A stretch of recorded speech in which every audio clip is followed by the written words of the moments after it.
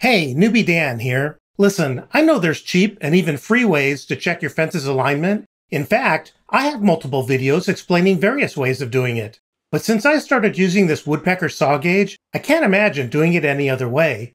God, I sound like an infomercial. Just take these pins and stick them in your miter track. This machined bar has two knobs on the end and a couple of ridges here. You put the bar on the pins, and the pins fit between the knobs. This pushes the pins out to the edge of the miter track, so it automatically adjusts to the size of the miter track. To get the pins in the right spot, just wiggle the bar around a little. The gauge has slots in it, which makes it easy to get it the right distance from your fence.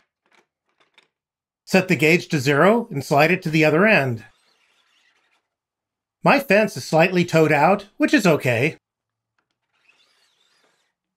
And that's it, I'm done.